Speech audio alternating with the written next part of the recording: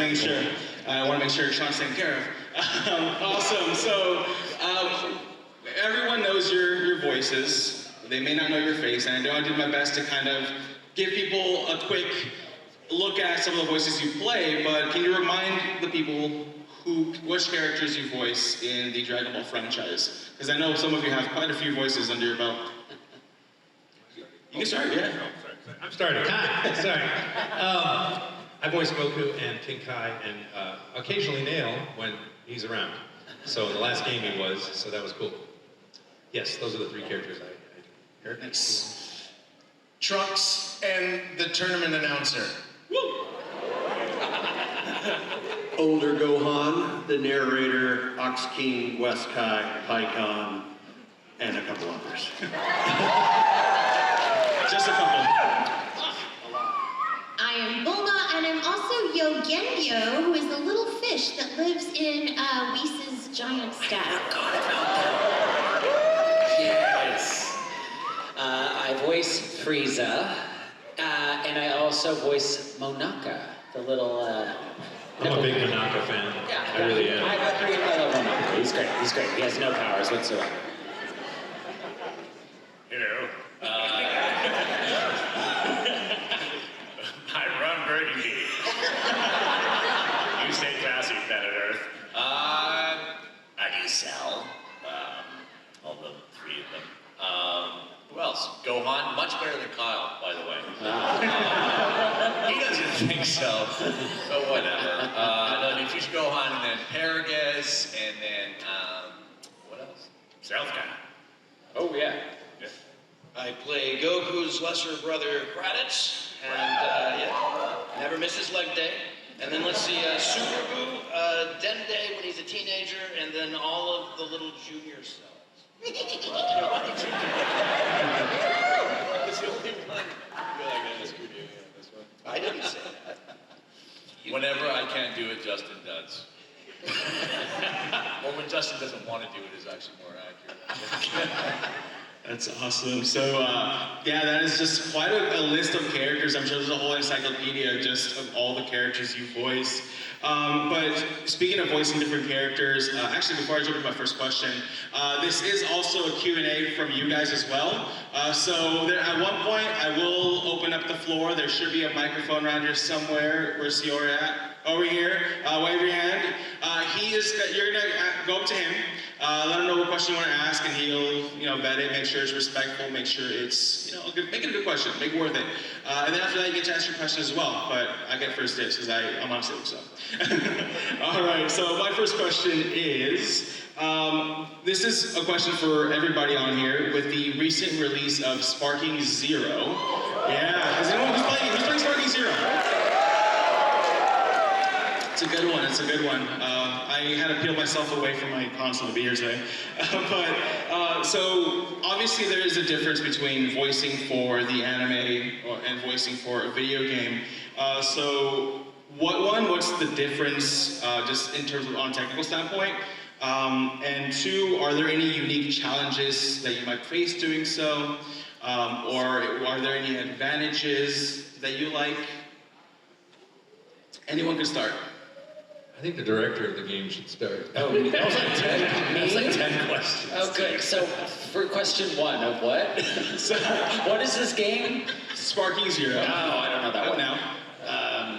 Yeah, so when we're doing the anime, we are seeing a visual for most of the time, and we are matching to picture, the mouth flaps, as we call them. And we have a lot more context and visual cues of the characters. Whereas with the video games, oftentimes we're working off just a spreadsheet, and we don't have much idea of what's going on aside from the context clues of the script or the notes that they provide us from the client or Japanese audio that we are using as a reference for timing or context. So that provides a little bit more challenge to kind of get scene flow correct, especially because we all record by ourselves. I think I directed at least all y'all on this game at some point. Daman directs a lot of this, if not now all. I do, yeah. On the video games, yes. Not very well, I might add. No, I'm pretty awful. I'm just like, I'm a... This is Daman directing. All right, next line is Cell again. And then Cell has. I don't know, he's mad about something. I think Damon's an amazing director. You're just saying that. No, it's true. But, what was the next question? Well, it's like the unique challenges we face, and you know, and this is why I asked you to take the question first, because some of those unique challenges would have made the game worse, and you were so particular about pushing back and fixing things that. Because we kind of know our version of the show in some ways better than the parent company does, because we, for example, they're not always keeping track of the fact that I changed the voice slightly for 7 different versions of Goku. Right. And so we as, you know, the American crew have to determine that. And so sometimes voice files get dropped in the, like for example, I saw a trailer go out and it had my non-Super Saiyan 4 voice in one little tiny part, which happens on video games sometimes because of all the moving parts, and they're localizing it in 14 different languages or more or something like that. So it's an extraordinary amount of data to keep track of, and he had to keep track of it for our version of the game. And I was in the studio probably every week, all week last year. He spent 32 hours a month I was recording, almost every month. And you were just on it, giving me all the references I need, all the stuff I need to make sure I keep consistent with voices. And voices I'd done, versions of Goku I'd done 25 years ago that were slightly different, that we were trying to keep the same, everything was just, so that's a much more monumental process than dubbing a show, which actually is easier. It's easier because you can see the character, especially like because sometimes they will use certain voice clips and allocate them to the other areas. My main goal with this one, because I knew this game would be pretty huge, is that I wanted to get a lot of the voices consistent across the various forms and the filters that they're applied throughout the characters and all that. So a lot of that is just keeping it consistent and making sure it gets implemented correctly. I also didn't realize that Eric and I were having a hair growing out contest. Oh, good. I think he's winning, but I'm in desperate need of hair. Can you, Eric, can you put in a ponytail yet? What? Can you put in a ponytail yet? Period, good. I loved you in The Big Lebowski, by the way, Eric. That's awesome. So this question is just, again, for everybody who wants to answer, but I would like for everyone to answer just because obviously this show has been going on for a very long time, and it's easy to forget all the lines that you've ever recorded ever. But with that said, are there any lines that you've performed that have stuck out to you, whether in a good way or a bad way, or it was just memorable for whatever reason? I love the emotional complexity of,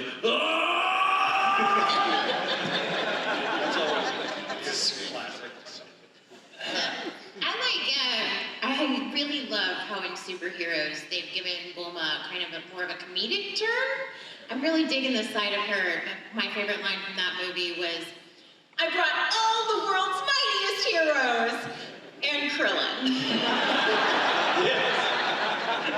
That might be the best line of the whole damn show. You really think about it deeply. Like, What did Krillin do? Poor guy. I mean, I tend to like things that were originally outtakes, like I forgot my tractor, which I would just kind of threw away as I was reading, as I was following the video, and they kept it. And I do like the epic moments, and there are some moments that, are a little embarrassing, I guess. You know, I go back to my early work, and I'm like, okay, that wasn't really great. I'd probably do that way differently now. Everybody gets better as time goes on. And transforming Super Saiyan for the first time was a really special day. It was a unique day for me, just as an actor and as a person, because I didn't know if I could do that. And so that was a really, really exciting day to have that happen. Because they didn't know if I could even scream like that, and they didn't know I was going Super Saiyan that day. They were just like right in the moment, like everything was breakneck.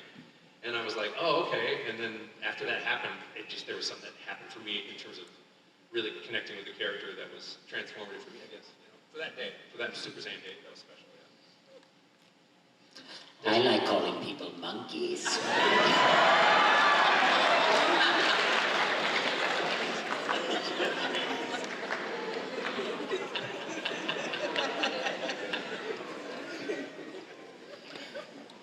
I think as time has gone on, you and I would work together too, as time has gone on, so I don't know. it's like he'll have his evil moments and stuff, but then all of a sudden he'll just call someone a stupid idiot, or we'll tack it on to the end of a sentence, like dumb dumb, or you're dumb, I'm smart, and then he'll just murder whatever. But I think we try to make him kind of fun now and again. I think it's super funny. What I think it is too, it's like Frieza's cells and Goku's cells rubbing up against each other, and so he's trying to be smart, but then Goku's cells keep getting in the way.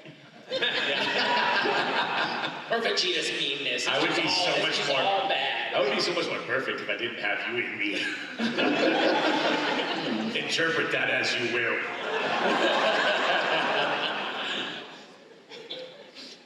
He's just like a giant troll. He's like a bully from high school. Yeah, it's I crazy. just wish they had let you write in that character, the way you play the cell when you're just goofing around with like taunting bully, like I'm better, you're worse. Like I wish you could have just. Well, he's like the kind of guy too, like when he knocks you down and he's like, how's that feel? You like that? No, I don't. I can easily see him saying womp womp, you know, something. You're feeling scared, womp womp, or whatever. I know, like we both taunt the characters, but I do it like, oh, it's in pretty ways, it's so hard for you, and then you're just like, you're stupid. Nice shoes, loser. Did you pass your SATs? Oh, yeah. Just the amount of talent up here is insane. I'm just seeing all these voices. I want to close my eyes and just like watching the show.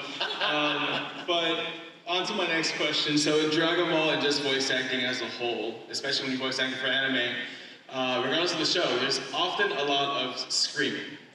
A lot of screaming. So how do you take care of your voice so you can still continue to do your job? I'm looking for advice. I am going to be a commercial right now. I do not get paid by this company, but it has changed my life. There's a thing called a vocal mist, and it's a personal nebulizer that you can travel with, and I take to the conventions with me. And all it is a little machine that kind of pushes air back to the back of your throat. Because a lot of people assume, like, oh, I drink a bunch of water, my throat will be fine. But actually, when you drink water, you have to be super hydrated in order for it to actually reach your cords. So what this does is hydrates your cords by putting that moisture directly on them. A lot of singers use them, and that's actually how I found it from a friend that was a singer. And it is a game changer. It really is fantastic. So, vocal mist. Anytime I've done like blown out my voice, I usually use like some sort of mist thing or humidifier to kind of help rejuvenate my cords. I like a CPAP machine in the booth. People think it's weird, but you know what? I'm an artist, so.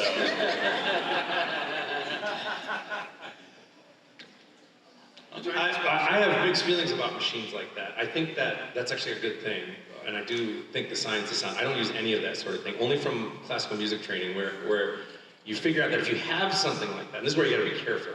If you have something like that, like a lot of guys were using like Carmex on their lips for brass playing.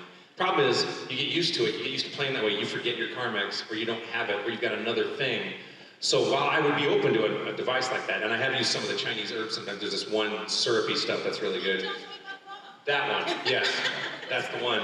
I tend to focus on proper vocal technique in the booth, and a lot of water in the booth, so I'm always monitoring real hot, because if you don't monitor loud enough, you'll strain your voice real bad. And so I'll monitor really loudly. I also have them build a headphone mix with a compressor so that if I scream real loud, it doesn't fry out the cans, the compressor kicks in. And it'll do that. And a lot of breath support, and then also paying attention to the type of pain you have, and be willing to call a session even if they want you to continue because you're trying to protect your vocal cords. I'll just call the session. I'm like, I'm done. I'm not destroying this. And they're usually cool about it. Some, in the past, some other directors might be like, well, a few more lines. I'm like, no, I'd like to be able to work tomorrow. So just knowing the pain, proper vocal technique, proper breath support. Oftentimes, if I'm doing a screaming session, my diaphragmatic muscles are more sore than my actual vocal cords because I'm working a giant bellows of air as much as possible for all that breath support, for all that screaming.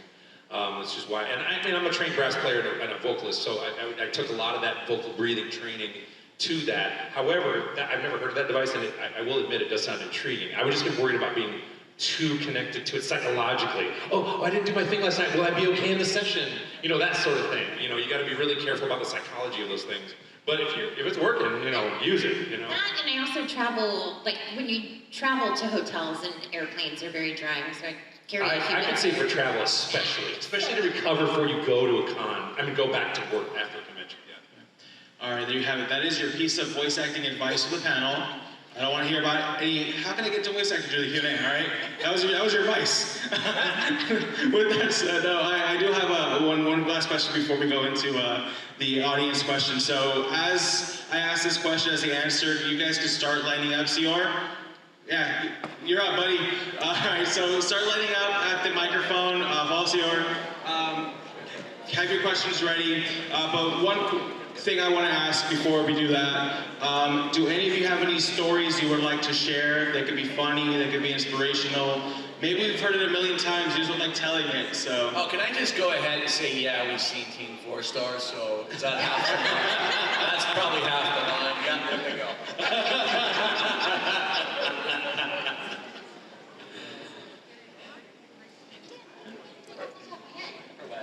Any stories you like to tell? Any favorite stories you want to tell? Yeah, just in your career as a voice actor, maybe a funny con story, or in your travels, just any story you'd like to share. I feel like something happened recently. Okay. It's not that I don't have a vigilante story. I swear it's a con recently. Most of us are over 50, so our memories are shit. I'm turning 56 this month, you guys, so I don't remember anything these days. I kind of like it. Yeah, in short, we like to party. Yeah, I'm kind of like, I don't remember. So. Okay, I remember absolutely no worries. I just figured to give you the opportunity. So with that said, CRA, do we have any questions lined up? You good? All right, hey friend, what's your name and what is your question? All right, my name is Manny. Hi, Manny. Hello to all of you. You guys are a big part of my childhood. I look up to every single one of you. My question is for Sean. Cool. When it comes to voicing Gogeta and Vegito, what's the process? What is it like? Do one of you lead off, or do you guys have someone else? No, there's no someone else. It evolved. Well, no, there's no voice actors on any of the stuff I do, or any stuff we do on Dragon Ball. We developed a process a long time ago that's kind of evolved, and it was just something we decided that if Gogeta was up, I would record first, and if Vegito was up, Chris would record first, just assuming that the name meant there was some sort of dominance of one character or the other, right, in terms of the character design.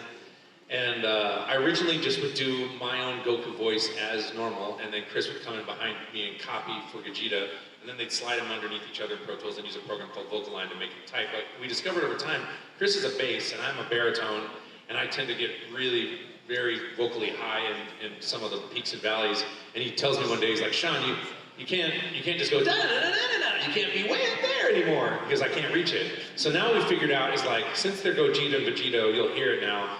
If I'm doing Gogeta, I will use less wide inflections, and then I will also use a little bit of Vegeta accent, just a little bit, and then he will loosen it so where they kind of come together and be more synergized. Because we found out that really when they're doing the same inflections and it's like that, it really sounds the best and it actually works the best. And Vegito, we do the same thing. There's some digital aspects to it with Vocaline and Pro Tools, but and there's some changes I make for Chris, and then it's done. But it's turned out really great. I think it's really fun. I love playing Gogeta, especially in the Broly movie. That was really great. That was one of my favorite moments.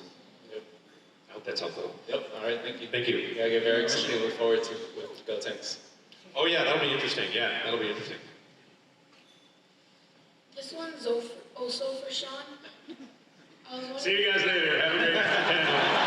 It's the Sean Schemmel panel. Starting so with sidekick so. No, I'll be left.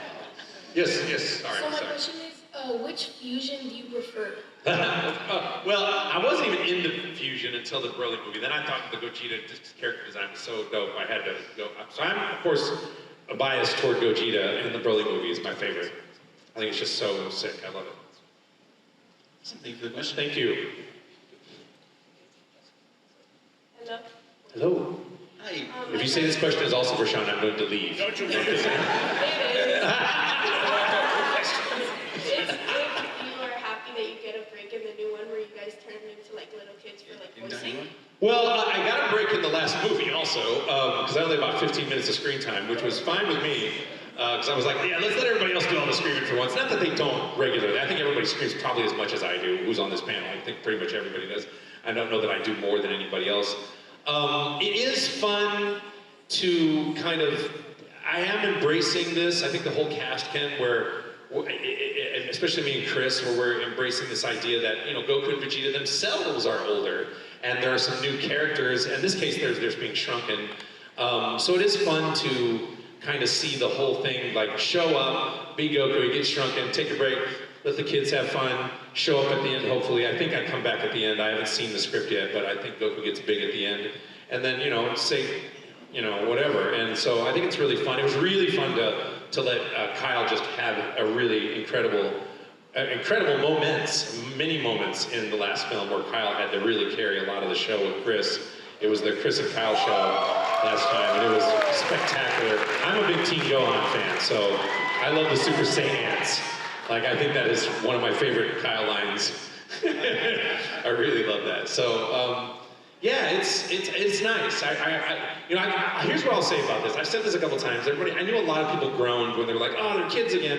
Well, let me tell you something I've noticed consistently about the genius of Akira Toriyama. He will take an old idea and make it fresh again. Because when Resurrection F came out, I was like, oh, what, they're not going to bring out a new villain? And then it was awesome.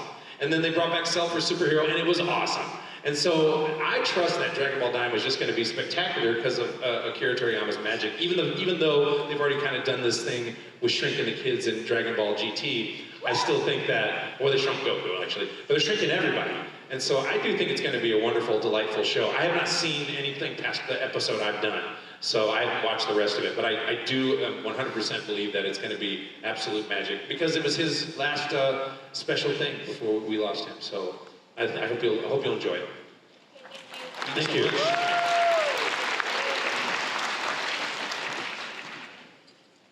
Hey guys, big fan, Goku. You know, you mean the world to me. Thank you. You know, Cell, like, oh, you guys are just huge. I got you guys tatted all over my arm.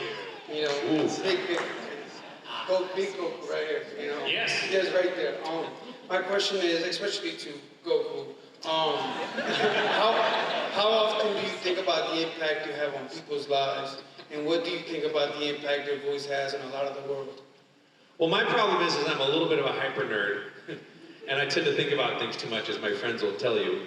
And so early on in my career, in like 2002 or 3, I remember I had walked in, I think it was maybe even 2001, I'd walked into a Target, and they were playing Goku, the Dragon Ball, a bunch of TVs, and my voice was booming through and I was just shaking with fear. And I called another nerdy intellectual friend of mine, and I was like, I can't believe these kids, they love the show so much, and as their brains are forming, their neurosynaptic pathways are being fused with the vibrations of our voices.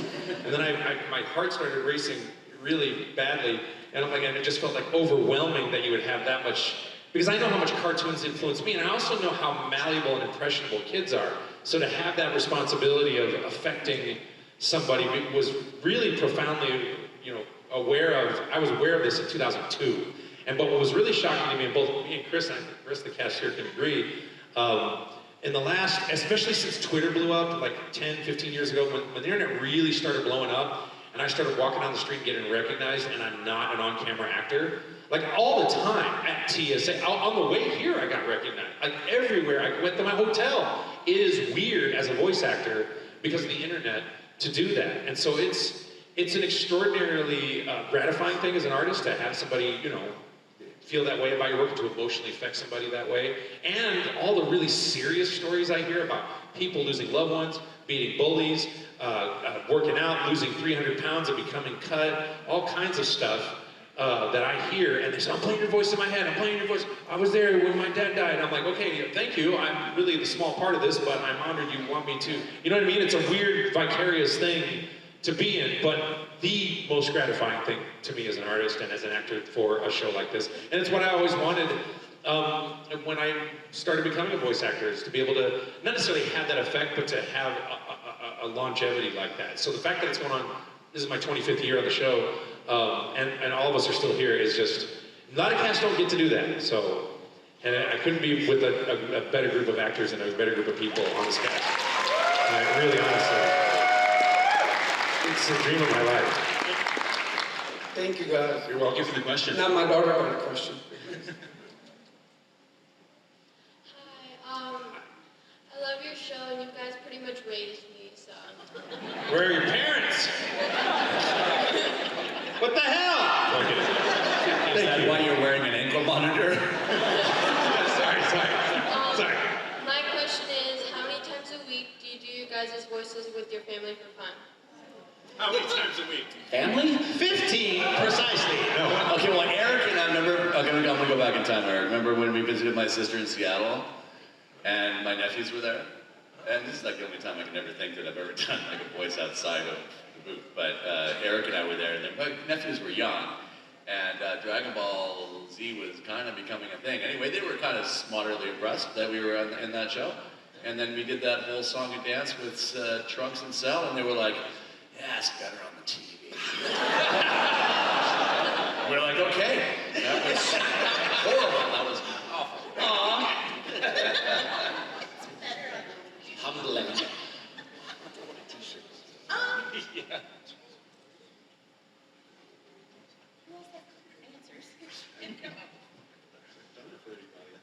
I know. My family and I, like, we all are very silly. I come from a very silly family. We all do voices constantly. For sure. But not any particular voice. It's usually just as ridiculous as you can get. Oh yeah, very much so. It's probably where a lot of my voices come from. Honestly. Oh wait, I didn't answer the question. How many times a week? I will say, I called Justin Cook the other day when I was streaming Sparking Zero. I streamed it the other day. And I called him and left a message, and he called me back in character, right, Justin? He called me back in character, and I put the speaker up there, and it was in fact, he will Raditz me more than I will Goku him when he calls me. I'll go, hello, brother! I'm like, hey, Justin, how's it going? I'm not doing this today. Yes, you are! We're having fun, aren't we? I'm like, okay, yes, we're having fun now! Like, no. I love when he does it, but he's more into it than I am. But I play along. Didn't I send you like voice memos? Well, whatever. Sometimes I'd be like, "Oh, do another take, monkey." Oh yeah, he'll direct me as Frieza sometimes. Okay. I think I did send. What did I sent like a voice memo to you, and I was arguing with you and your King Kai. Did I send you a voice memo as King Kai? Yeah. Yeah, we were trying to fight Frieza, and I was like, no. Frieza! I forgot what I sent you. All right, chubby boy. Thank you so much for the question. I love your son! Love you, thank you. Whoever that was, thank you. Yeah, there'll be no talking to him for the rest of the day, so thanks. Oh, I thought you said love you, Sean. Hello. Hi, Sean. This question is. There are other actors on this panel. Oh, no, this question is actually for everyone. Oh, good! It's for everyone but you. Thank you. So the One Piece just got a live-action show. If you guys could choose who would play your character in a live-action show, who would it be? Let's start from the right. Who would be Dragon Ball? Dragon Ball? Yeah, if you did a Dragon Ball live-action show. What would the cast be? On Netflix. That was actually good. Sorry. Did I say that? Wouldn't that? Be in a live-action Dragon Ball show. Who would you want to play your character? Who would be in a live-action Well, I show? think Goku would be Channing Tatum. Channing Tatum? Yeah, he'd be good, don't you think? Channing Tatum. He would be. I can't think of anyone aside from yourself, of course, Sean. No. I was just thinking about them. I was just Channing thinking Tatum. I was just casting it right. I wasn't thinking about myself. I was just wondering. I was trying to picture Channing Like if they're gonna Tatum. stunt cast it. I was trying to picture it. They gotta get the hair right, because they didn't on Evolution. Well, assuming they use a wig. Just a guess. How did I throw the question to Justin Cook and still went to Sean? Sorry. Justin, who would play your character in a live-action Dragon Ball show, you think? I have no idea, but I like the idea, who are the two stars for 21 Jump Street and 22 Jump? Because Yeah. you're going to be Jonah Hill. Yeah, that would be great. I think Renee Zellweger for Cell. Definitely, that's a no-brainer, I think. What did you say? Renee Zellweger. Who would play Frieza? Well, maybe Lady Gaga.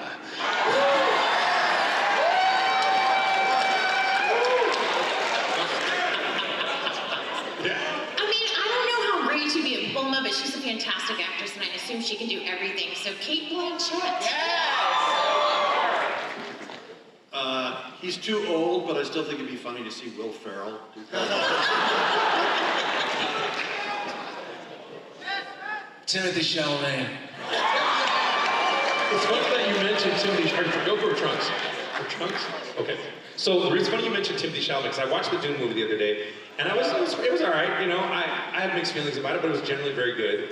And it's the second part, and Timothy Chalamet does his big speech, and that's when it got my attention. I'm like, did he just channel some "I am the hope of the universe" speech there? Because I felt the vibe of how I felt when I was doing that speech, and I was like, I don't know that he was referencing Dragon Ball at all, but it certainly got my attention from a Goku-esque speech type of. So also Chalamet? Well, he doesn't look right, but yeah, no, not for Goku, because he doesn't physically embody Goku the way I would picture him. But you could probably do it as an actor camera, with the hair especially, you know. I haven't really thought about it, you know what I mean? Like, Good question. Thank you. yeah, it's a good question though.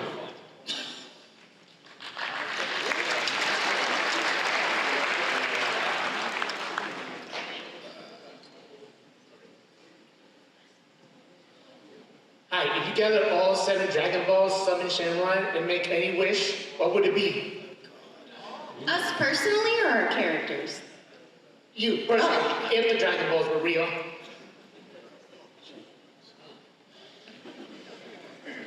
I would give myself instant transmission. I would like that. I know. Yeah, this transmission's pretty good. Yep. Yeah. That'd be pretty good. I think I would want everything Bulma has, except for Vegeta. I kind of have my own Vegeta at home, seriously. But she's got all the money in the world. She's got the brilliance, the genius. Like, imagine being able to have like little capsules that you just throw out, and you're like, you know what? No hotel, I got it. Well, I'm already tall, so I don't need to be taller, like Frieza. So, sorry, Frieza. Oh my gosh, I don't know. My money's pretty good, I guess. Instant transmissions, that's pretty good. You're taking all my answers. What the hell? Yeah. Time control, that would be good too. Chaos control. Yeah, that. World peace. Yeah, that's nice. Yeah. I guess. I want to voice cartoons. Tons of cartoons. You want to be a cartoon? I want to be a cartoon. Okay. Yes, please clap. Yay, cartoons! Teleportation. Yeah. No traffic ever. Justin already said that. Justin already said that. That's a good answer, but he said it. Oh. Justin already said that, dum-dum.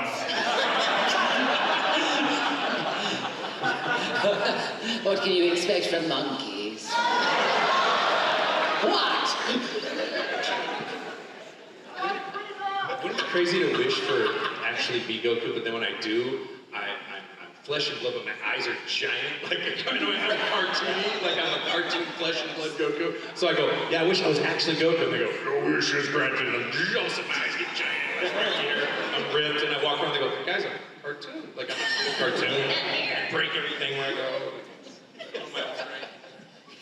We never lose you. Yeah. Thank you for the question.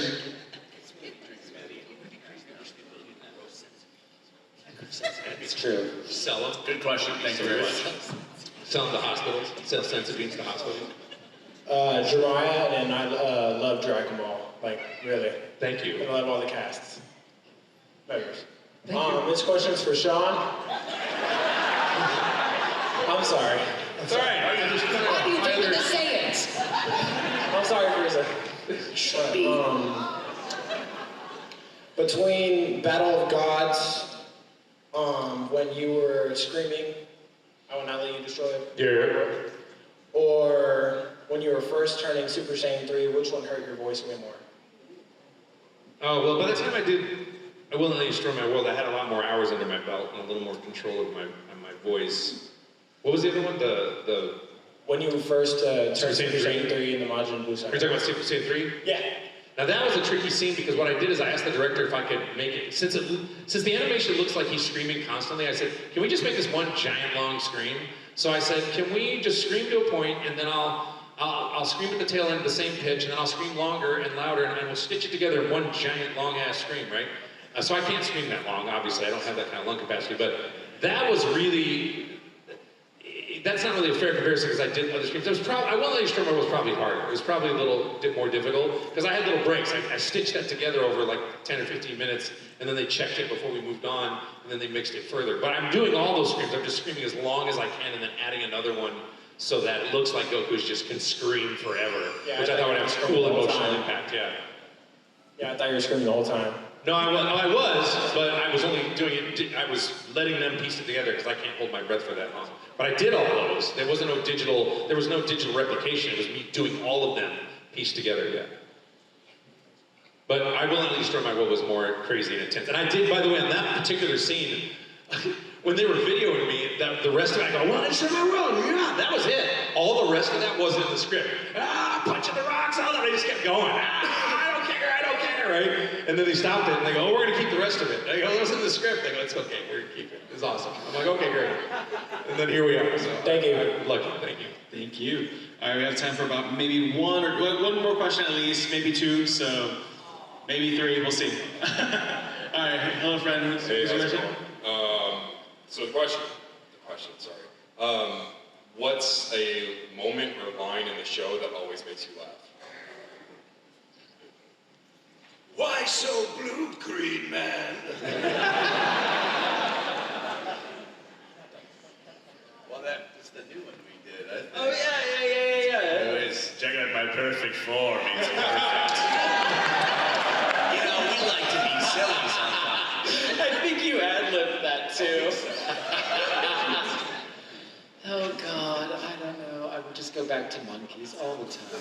It's so funny. Just like the variations of like, oh, this primate simian, apish bastard monkey man, God monkey. I couldn't hear you on the monitor very well. What'd you say?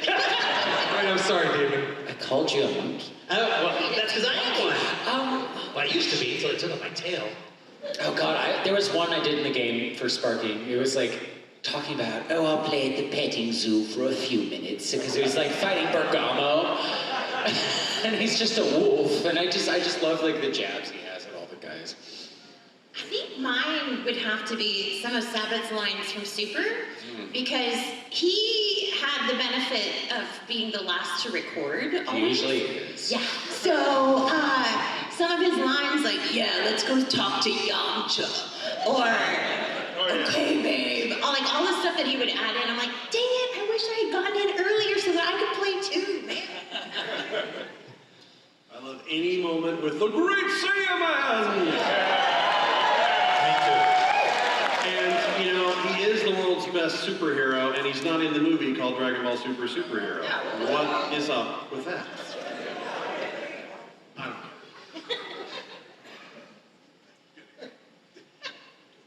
Hold your fire! You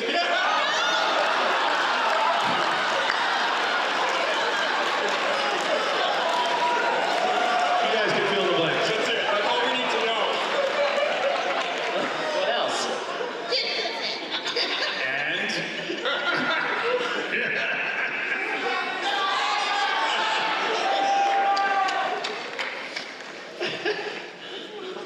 That was a mouth flap issue, apparently. They could not find anything else that would fit, so they just went with what was in the script. And that was what was in the script, correct? You don't have to sing it, but I'm just trying to protect Garrett. I'm also trying to help him win a contest. It's a long story. It's a long story. We'll talk about our team.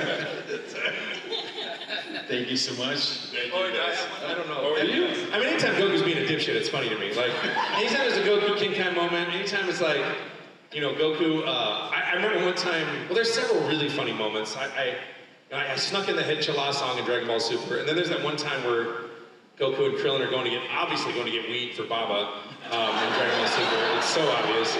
And then there was a time where made King Kai do the Nokia ringer. And that's in the show. I got permission on that one from my producer down at the end there. I'm trying to think of this one other moment where anytime when Goku teleports into Bulma's room because he's sick and he has a disease that makes him instant transmit where he shouldn't be, etc. That was funny. I love when you're like, what's repugnant mean? Oh yeah. Repugnant. That line in the movie was great. Yeah, it was funny. Anytime you're like, what's this big word? Yeah.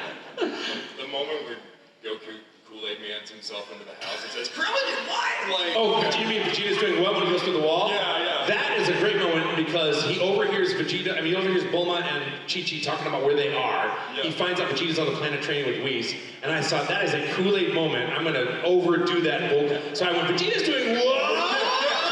And I did it as big as I could because he's punching through the wall really super big. And I thought, it's totally Kool-Aid. One of my favorite moments. Thank you for reminding me. Thank you guys. Thanks so much for the question. Just looking at the time, that might have been the last question. Hold on. I see. All right, this will be the last question because we're short on time. All right, hello, friend. Hi, I'm Hebert. This is another question for everyone. I wanted to know, aside from any of the characters you've voiced, what is your favorite Dragon Ball character? I've been a huge Piccolo fan for years. And when the movie came out, I was real excited. I have a 2002 autographed Piccolo action figure from Christopher Sabat that he gave me as a gift before I moved to New York in 2002, and I still have it on a shelf. It was one of the nicest things he's ever given me. And so when the superhero movie came out, I was pretty thrilled to see Piccolo get some upgrades as well as Gohan. So I thought that was really great. Mr. Satan for me just because Rager is so ridiculous.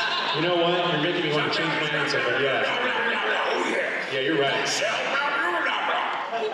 His voice just cracks me up. It's so funny. Honestly, yours sells pretty great, I gotta say. Well, especially when you're calling everybody a dum-dum, man. I mean, come on. Let's be honest. And King Kai, I think all the Kais, like King Kai, West Kai, South Kai. Oh, well, King Kai, West Kai have Y'all are funny. That's fun, yeah. I like that, what was it, the other world tournament or whatever you did? That was funny. I can't choose between the two, but I love the addition of Beerus and Whis. Yes. All right, that is officially time. Thank you all so much. Thank you, guys. One last thing, can you remind people who you are and where they can find you this weekend? Sean, I'll be at the booth at my table, which I don't know where it is, but it's next to Frieza and next to Vegeta. We're all in the same kind We're in the same building. All in the autograph area. They're going to be there tomorrow. They're going to meet back at their table, I'm sure, after this. Yeah, so go say hi to them. They are amazing people. So thank you, guys. Give a round of applause for our